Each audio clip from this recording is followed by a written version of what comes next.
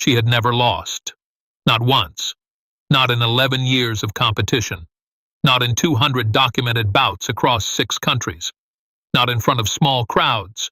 Not in front of royalty. Not in the ring. Not in training halls. Not anywhere. By anyone. The 5,000 people packed into the Osaka Municipal Gymnasium that evening didn't know who the small man in the third row was. The promoters didn't. The television crew setting up cameras along the south wall didn't. The 8 judges in white uniforms sitting at the scorer's table didn't. She certainly didn't. But in the next 11 minutes, the most feared woman in the world of martial sport would face something she had never encountered in 22 years of training. And 5,000 witnesses would walk out of that gymnasium carrying a story they would spend the rest of their lives trying to explain. This is what happened on the evening of November 14, 1971. This is the story they still argue about. Osaka, Japan. Osaka Municipal Gymnasium, November 14, 1971. Sunday evening, 7:20 p.m.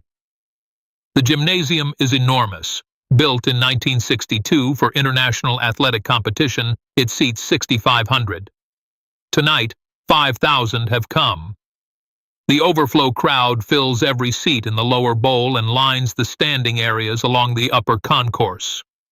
The air is thick with tobacco smoke and the sharp mineral smell of sawdust freshly laid across the central competition floor. Overhead, 6 banks of fluorescent lights burn white and cold. Outside, it is raining.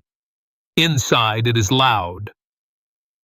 This is the All-Asia Martial Sports Invitational, the most prestigious gathering of combat athletes in the Eastern Hemisphere. The program runs 12 hours. Judo demonstrations from the Kodokan, Kendo finals, Karate Kata competition, Muay Thai exhibition bouts, wrestlers from Mongolia, arm fighters from Korea, weapons masters from Okinawa. Everything serious in the world of Asian martial sport is here tonight. But there is one name that the crowd has come specifically to see. One name printed larger on the program than all others. One name that fills the gymnasium not just with anticipation but with something quieter and more primal. Awe. The name is Hanako Ōishi. They call her Ōishi no Kami, the spirit of stone. And the name fits. Hanako Ōishi was born in Niigata Prefecture in November of 1940. She was large from the beginning. By age 8, she was heavier than most men in her village. By age 12, she stood 5 feet 10 inches tall and weighed 160 pounds. In a culture that prized delicacy in women, she was an anomaly. In a training hall, she was a force of nature. Her father, Ōishi Kenji, was a former sumo wrestler who had competed at the professional level until a knee injury ended his career in 1938. He recognized immediately that his daughter possessed something he had never seen. Not merely size, not merely strength, but a quality he could not name precisely, a density of intent, a heaviness of presence that existed before she ever moved. She did not need to do anything to fill a room, she simply stood in it. He began training her privately when she was 9 years old. Not women's sport, not modified exercise. Full traditional sumo training. Shiko, the leg-stamping exercise that builds explosive hip power. Teppo, palm striking the training post until the hands are thick with callus. Suriashi, the sliding footwork that teaches a 300-pound man to move like water. He trained her in all of it every day before school, after school, on weekends, without pause or apology. By age 14, Hanako could perform 500 Shiko repetitions without stopping. By age 16, she was doing teppo for 2 hours each morning before the sun rose over the rice paddies. Her hands were like oak bark. Her thighs were wider than most men's chests, and she could still move. That was the part that frightened people. She should not have been able to move that way. Not at that size. But she did. At 17, she entered her first competition, an informal regional event in Niigata that allowed women to compete in modified sumo bouts. She won in 4 minutes. Her first opponent was a woman 15 years older and 40 pounds heavier who had been competing regionally for a decade. Hanako dispatched her in 8 seconds. The woman did not fall. She was lifted. There is a difference. Word traveled. By 1960, Hanako Ōishi had compiled a record of 54 consecutive victories in regional and national women's competition. No one was willing to fight her in Japan. The competitions ran out of opponents willing to enter the same bracket, so she traveled. South Korea, Taiwan, Hong Kong, the Philippines. She found opponents everywhere and she defeated them all. 54 became 100. 100 became 150. By 1967, she had expanded her practice. She was studying judo with a former Olympic coach in Osaka. She was studying submission wrestling with a Mongolian instructor who had been competing since 1948. She was 27 years old, 270 pounds, and she had never lost. Her record stood at 179 victories, 31 by force that left opponents unable to continue, 16 by throws so violent that opponents required medical attention, the rest by simple dominance that everyone in the room could see but could not explain. The martial arts community in Japan did not know what to do with Hanako Ōishi. She fit no category. She was a woman, but she competed against men when no woman would face her. She was a sumo practitioner, but she had absorbed judo, wrestling, and elements of Chinese shui jiao, the traditional throwing art, into her fighting system. She was 31 years old by 1971, and she stood at 200 consecutive victories. She had not felt the floor beneath her since she was 9 years old. Her appearance matched her reputation. She was 5 feet 10 inches tall and weighed 270 pounds. Not soft weight, structured weight. Decades of Shiko and Teppo had built a physique that looked less like a human body and more like something geological. Her neck was wider than many men's heads. Her forearms, exposed below the rolled sleeves of her training jacket, were knotted with muscle the size of small animals. Her hands were enormous, scarred across the palms and knuckles from years of Teppo training, and when she gripped something, it did not escape. At the All-Asia Invitational, she was the closing act. The headline. The reason 5,000 people were sitting in folding chairs in a smoky gymnasium on a rainy Sunday evening instead of home with their families. And she was aware of it. Hanako Ōishi had spent a decade as the most dominant figure in her sport, and the certainty of her own supremacy had calcified into something beyond confidence. It was doctrine. She believed, as completely as she believed anything, that physical size combined with complete technical mastery could not be overcome. This was not arrogance in the way arrogance is usually understood, the insecure puffing of a person who fears defeat. This was something colder. A theorem she had spent 22 years proving. She believed small people lost. Always. Given a technically capable large opponent, physics would win. The math was unarguable. When the evening's program reached her segment, she walked to the center of the competition floor and accepted the microphone from the event's master of ceremonies, a formal man in a dark suit who had been announcing competitions for 30 years, and who visibly stood straighter when she approached, as if trying to compensate for the contrast. Hanako did not acknowledge the applause. She let it finish. Then she spoke. Her voice was low and unhurried. She spoke in formal Japanese, addressing the crowd the way a teacher addresses students, with the patient precision of someone who does not expect to be questioned.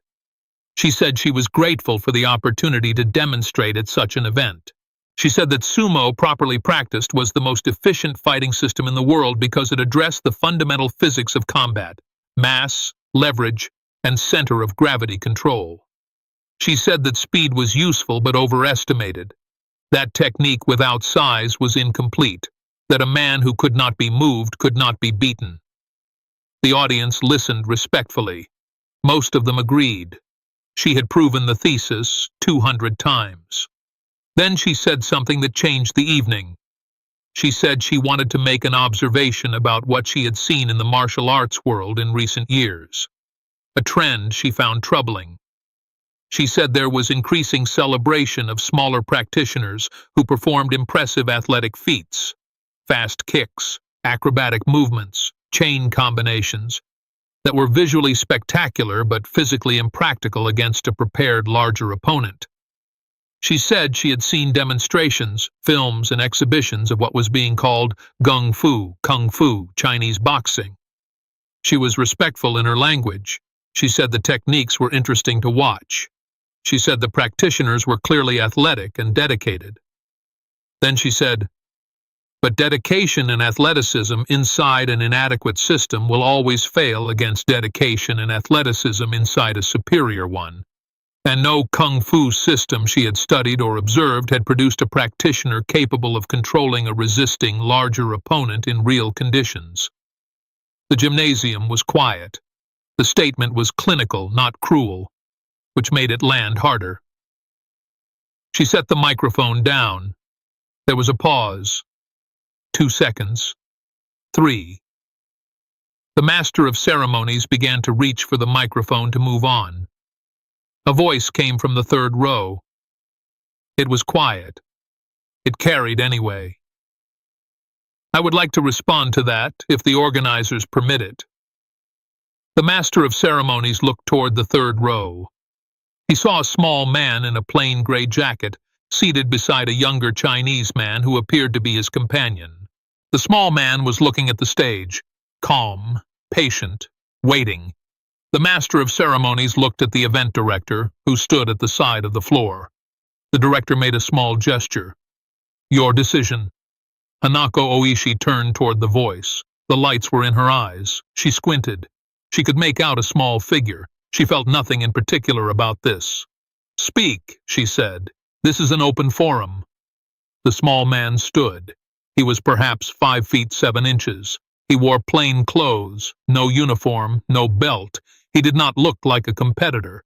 He looked like a journalist or a school teacher or someone who had wandered in from the rain. "I practice Chinese martial arts," he said. "I have spent 15 years developing what I believe are principles capable of addressing exactly the situation you describe. I would be honored to discuss them, practically if you are willing." The gymnasium stirred. The master of ceremonies stepped forward. He asked the man's name for the record. "Bruce Lee," the man said. "I teach in Los Angeles. I was visiting Osaka and a colleague secured me a seat for this evening's program. In the third row, the young Chinese man, James Lee, Bruce's training partner and longtime friend, put his head in his hands. He whispered, "You don't have to do this." Bruce sat back down for a moment, turned to James, said quietly, "She made a specific claim about Chinese martial arts. It deserves a specific answer." James Lee said nothing else. In the gymnasium, of the 5,000 people present, 11 recognized the name. Most of them sat in the media and professional sections along the west wall. Several of them exchanged glances. One journalist from a Hong Kong sports magazine reached for his notepad.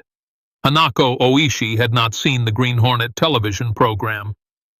She did not follow Hong Kong cinema. She had never heard the name Bruce Lee.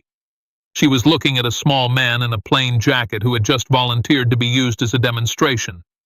Her expression did not change. "Very well," she said. "Let us discuss it practically." The master of ceremonies arranged the terms quickly. A demonstration only. No competitive scoring. Light contact. Both parties in agreement.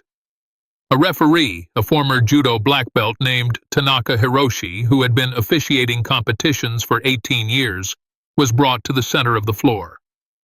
Bruce Lee made his way down from the third row. The crowd parted. Those who recognized him whispered to their neighbors. The Hong Kong journalist was writing rapidly. The 11 who knew sat very still, the way people sit when they sense they are about to witness something that cannot be undone. Bruce climbed the 3 steps to the raised competition platform and stood facing Hanako Ōishi. The contrast was absolute. She was 270 pounds. He was 145. She stood 5 feet 10. He stood 5 feet 7. She had 22 years of daily elite training. He was wearing a gray jacket and looked like he might work in a library. The crowd murmured, not excitement, concern. This looked less like a demonstration and more like a misunderstanding that was about to become dangerous for one party. Hanako Ōishi leaned toward Bruce and said quietly, in Japanese, "You understand she has not been moved in 22 years. You understand what that means physically." Bruce replied in Japanese, "I understand what she believes it means." Tanaka blinked, stepped back. Hanako took her position.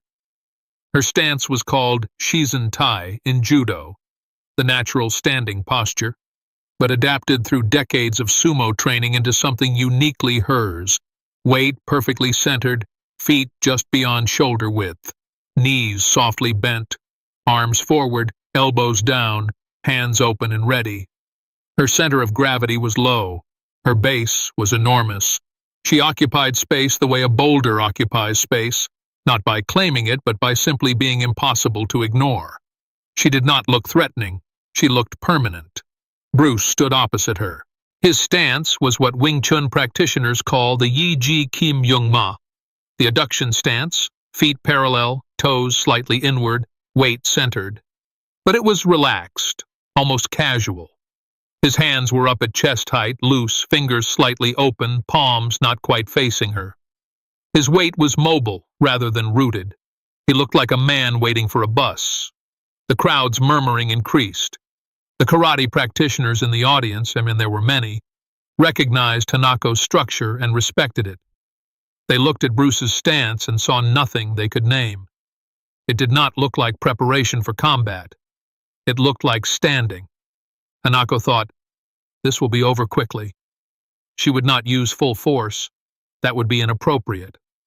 She would extend, establish contact, redirect his center of gravity over his base, and lower him gently to the mat. A pedagogical demonstration of mass and leverage. Over in 4 seconds. This thought was the last miscalculation she would make for the rest of her professional life. Hanako Ōishi raised his hand. "Hajime," he said. "Begin." Hanako moved first.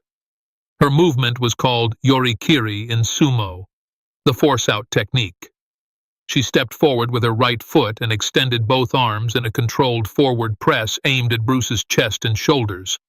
The movement was not fast in the conventional sense. It didn't need to be. It was vast, a wall of force moving at controlled speed toward a significantly smaller object.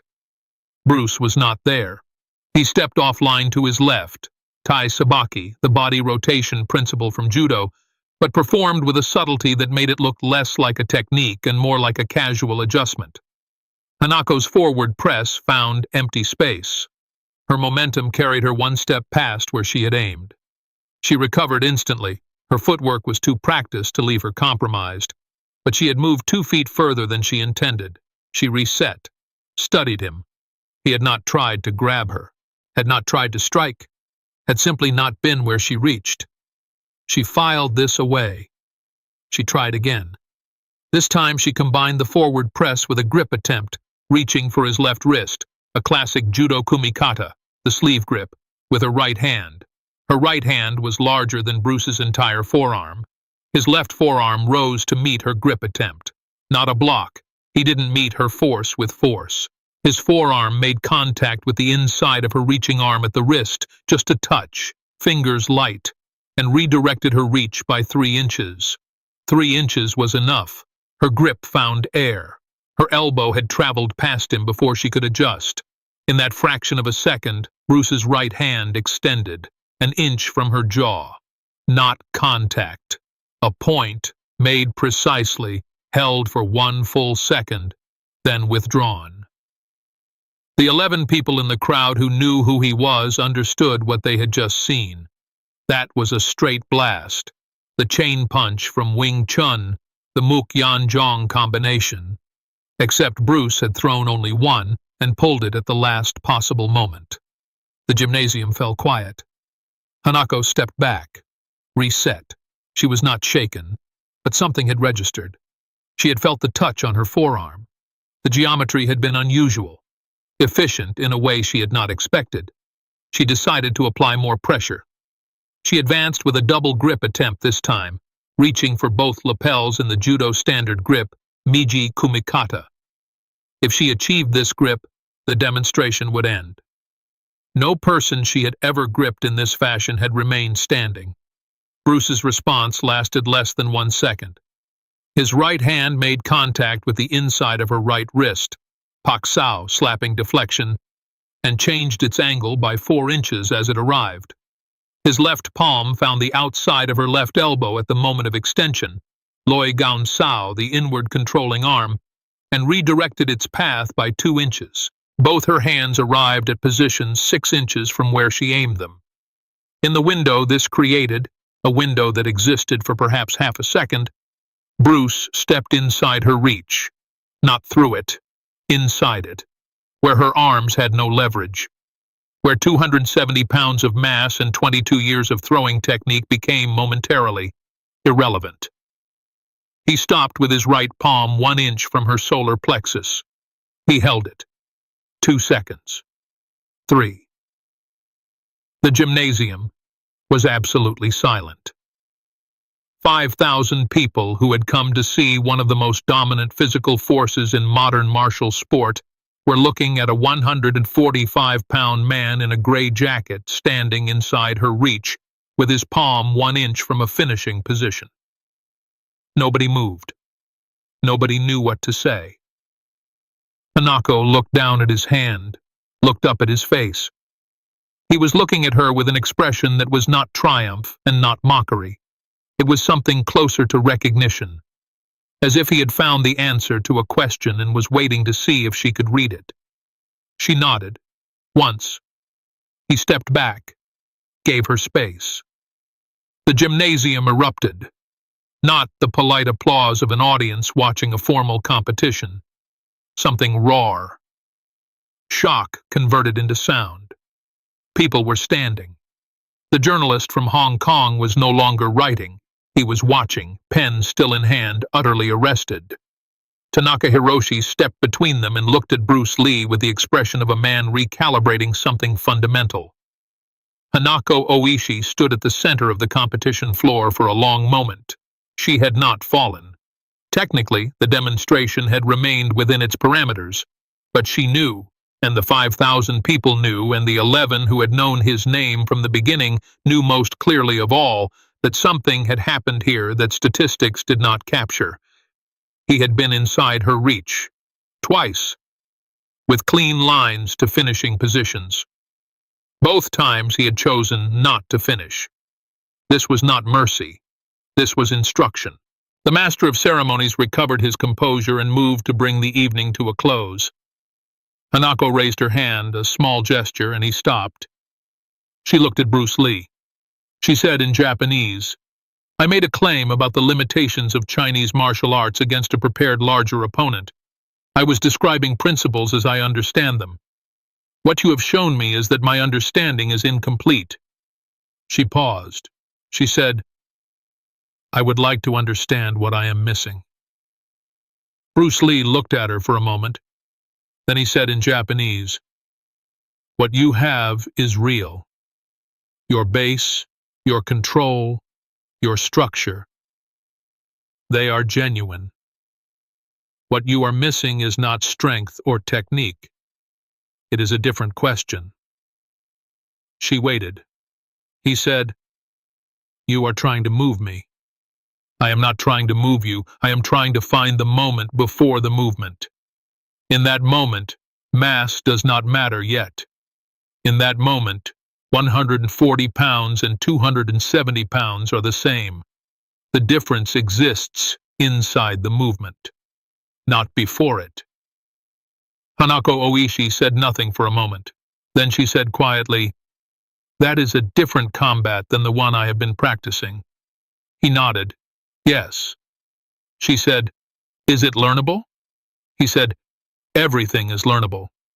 The question is whether you are willing to be a student again, not to abandon what you have, to expand it." She looked at him for a long time. The gymnasium had gone quiet again, the crowd sensing something important was still happening, uncertain of its shape. She said, "I have not been a student in 15 years. He said, "I know. You can see it in how you move. You move like someone who has never been surprised. It has made you very powerful and slightly blind. This should have been insulting." It wasn't. She heard it the way a doctor hears a correct diagnosis, with relief at precision. She extended her hand. He shook it. Her hand completely enclosed his.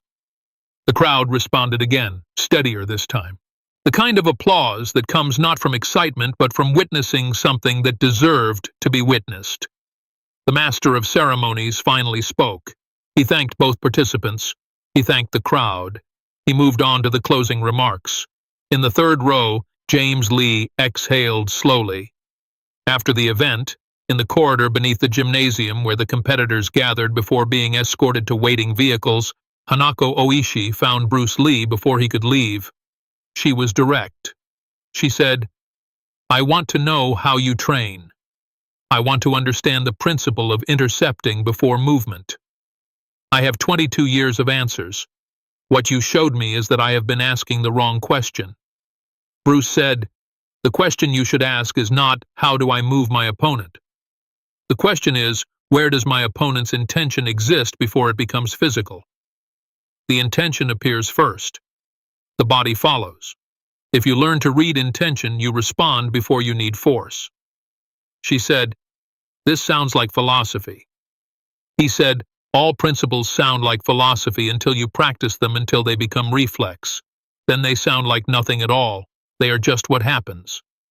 She said, "Will you teach this to me?" He said, "I am in Osaka for 3 more days. I can show you the beginning. The beginning is all I have time for.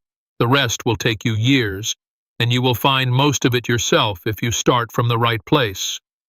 She said, 3 days is enough to start. They trained the following morning and the morning after that in the small practice room of the hotel where Bruce was staying. James Lee came. He watched mostly. He had seen Bruce do this before.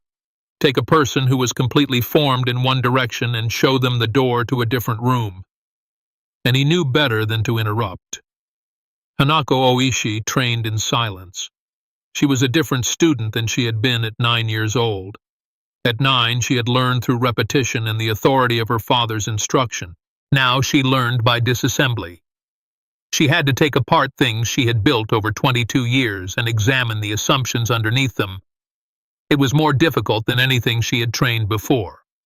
Bruce showed her the Chi Sao, sticky hands sensitivity training from Wing Chun. The drill requires 2 practitioners to maintain continuous arm contact while attempting to strike and defend. The sensitivity developed through this practice is what allows a smaller practitioner to feel an opponent's intention in the moment before force is applied. It is, in Bruce's terms, the practice of reading the question before it is spoken. Hanako was terrible at it on the first morning. Her instinct was to push, to use her considerable arm strength to dominate the contact. Every time she did, Bruce flowed around the force and placed a light touch at a finishing position on her face or throat. Not hard, just present. By the second morning, something began to change. She started to feel it. Not fully, just the edge of it, the way large intent telegraphs itself slightly before the body commits. The way listening through the hands produces information that the eyes alone cannot gather. On the second evening, she performed Chi Sao with James Lee for 40 minutes and touched him precisely 7 times. He touched her 14 times. But 7 was not 0, and she had started from 0 48 hours earlier. When Bruce said goodbye on the morning of the 3rd day, she asked him one more question. She said, "You did not take the finishing position either time during the demonstration. You held it and stepped back. Why?" He said, "Because the point was the position, not the outcome. If I had finished, you would have been embarrassed in front of 5,000 people, and you would have spent the rest of your life deciding that what I did was a trick. This way you could see it clearly. A lesson needs to be visible. A victory just needs to be final. She thought about this. She said, "That is very precise." He said, "You are a very precise person. I addressed you accordingly." Of the 5,000 people in the Osaka Municipal Gymnasium on the evening of November 14, 1971, 11 knew who Bruce Lee was when the evening began. By the time the gymnasium emptied into the Osaka rain, 5,000 knew. Word moved through the Japanese martial arts community the way word moves when something genuinely unprecedented has occurred. Not through newspapers first, through the practitioners, the judo coaches, the karate instructors, the competition athletes who had been in the room. They told their students told others. Hanako Ōishi returned from that weekend and continued competing. Her record extended from 200 to 218 before she retired in 1974 at the age of 34. She never lost officially. But the people who trained with her in the years after Osaka noticed something different in how she moved. A quality of listening that had not been there before. A slight pause before engagement that looked like stillness but was actually attention. She never spoke about the demonstration publicly for many years. When she did, finally, in a 1986 interview with a sports journal in Niigata, she said only this: "I had spent 22 years building something very powerful and very complete. What that small man showed me in Osaka was that complete and finished are not the same thing. I thought they were. I was wrong. And being wrong about that, in front of 5,000 people, in the most public setting of my life, was the most useful thing that ever happened to me." She paused in the interview before adding, "I should say useful, not pleasant. These are different things." He knew the difference. That was part of what made him remarkable. Bruce Lee rarely spoke about the Osaka demonstration. He spoke about principles constantly, but specific events he left largely undescribed. James Lee, in correspondence with other martial artists in the 1970s, mentioned the evening once in a letter. Bruce answered a challenge in Osaka that no one expected him to answer, in a way that no one expected him to answer it, and the person who made the challenge walked away, understanding something she had not understood before. Bruce considered that the best possible outcome.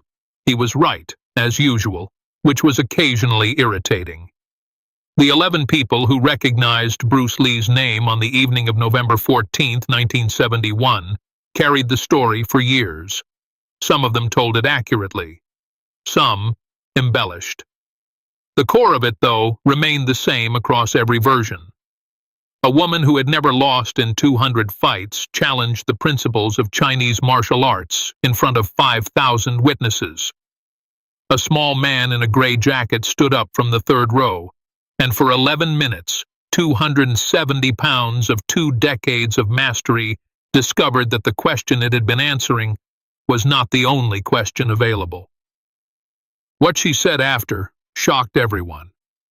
Not because it was dramatic, but because it was the last thing anyone expected from a person who had spent 22 years being unbeatable. She said, "I was wrong." And in the world of martial arts, in any room, at any time, with any record on the line, those 3 words are the rarest and most powerful combination in the language. 5,000 witnesses, 11 who knew, 1 who taught, 1 who learned that completion is not the same as arrival.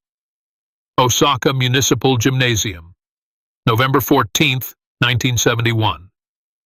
The night the heaviest thing in the room turned out to be certainty. The night Bruce Lee stepped out of the third row and showed that before movement, before force, before physics, there is intention. And intention can always be read by someone patient enough to listen.